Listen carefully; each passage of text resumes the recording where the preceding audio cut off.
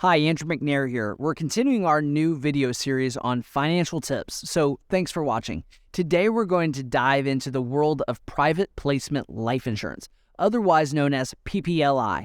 And so it sounds exciting, right? But it is very exciting because I'm going to share with you a really great strategy that helps high net worth families. I've talked to people who fall into high income tax brackets who are hesitant to invest because of the hefty income and capital gains tax they will face if their investments do really well. So PPLI is a great saving option that many people in this situation aren't even aware of. This type of insurance is generally structured under the umbrella of a variable universal life insurance policy for qualified high-income investors, accredited investors. So assets investments are held within this policy itself. Anyone can get a variable universal life insurance policy, but PPLI is offered privately only for those who meet the requirements. We'll get to those in just a moment. Now, the advisor, the investment company that you work with that sets up a PPLI will usually structure the policy to maximize cash value accumulation while keeping the death benefit relatively low. That's not the main purpose of this strategy. This insurance is unique because the insured has complete access to the cash value, which can be used for any purpose and assessed at any age, and even borrowed against, and it has flexibility for the investments within it.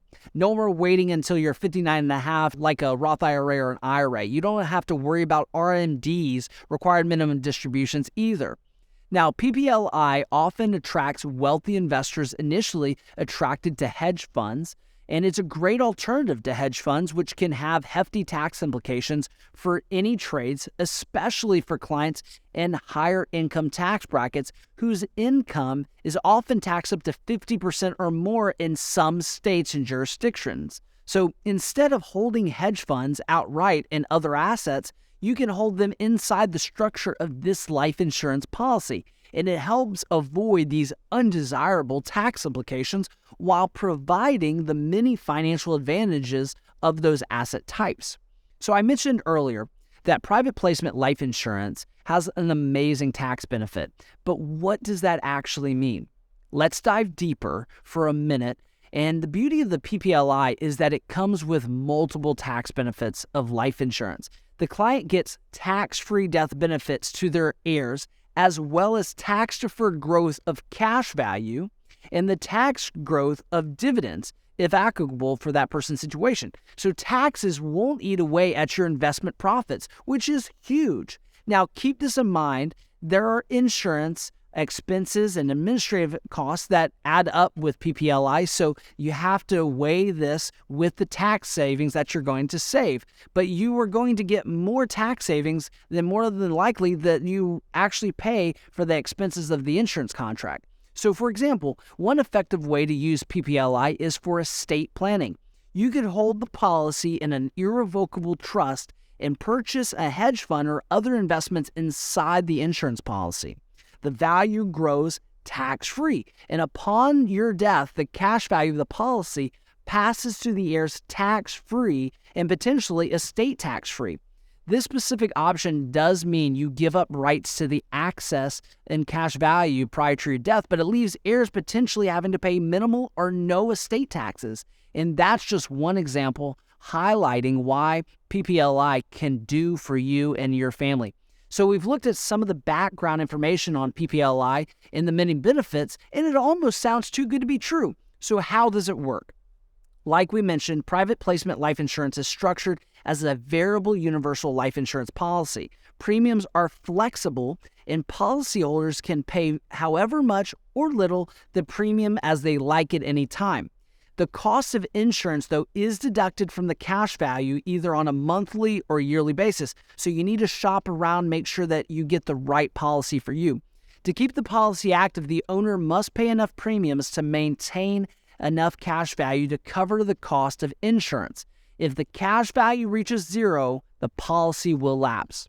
So when it comes to investing the life insurance funds, here's what's really neat about this strategy.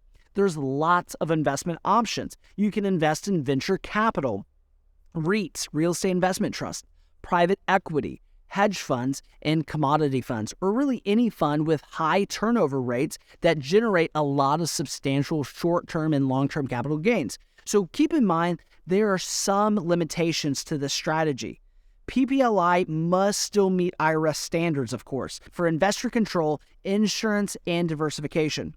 So when the account is open, PPLI and policyholders and their advisors either select specific investments for their portfolios from a list of options, or they hire money managers to do so.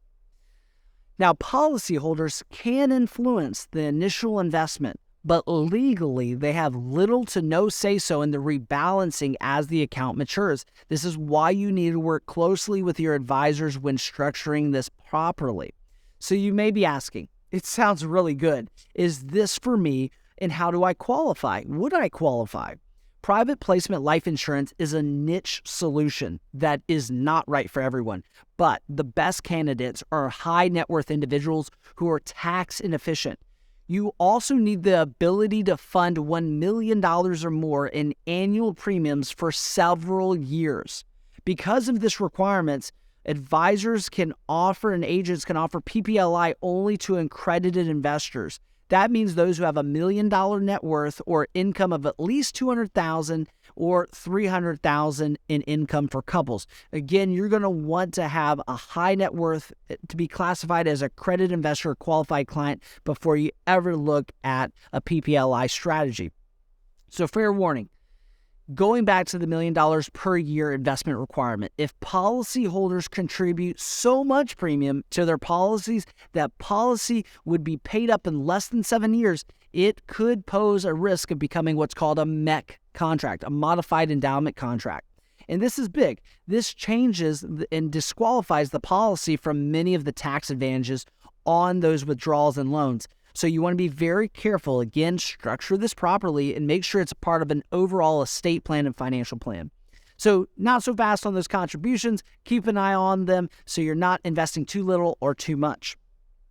If you meet these qualifications, be sure to work with a qualified investment company, a financial advisor that specializes in setting up PPLIs. This is not something that you do by yourself. You need to make sure that you work with a trusted professional that is aware of philanthropy, estate planning, and tax strategies for high net worth families. And this is something we do at our firm. To recap, we've covered today, private placement life insurance, or PPLI, is a unique solution specifically for those in high tax brackets who have the ability to invest several millions of dollars in the first few years. So if you're a high net worth investor searching for tax efficient investments, private placement life insurance could be exactly what you're looking for. So again, reach out to our investment company to find out some more information to see if this is possibly a good fit for you and your family. Most of my life, it was really all about greed and ambition until the Lord changed my journey from greed to generosity and asked me to give the majority of my net worth away. And if you want to hear my testimony in great detail, please pick up a copy of The Giving Crisis. You can get a copy of The Giving Crisis by clicking the link below. And I want to thank you for watching this video. Be sure to click subscribe so you can check out our stewardship playlist as well as our philanthropy playlist to learn more about all of the different education that we have on this channel. Until next time, remember to invest your life into something that will outlive it. Now that's living to give.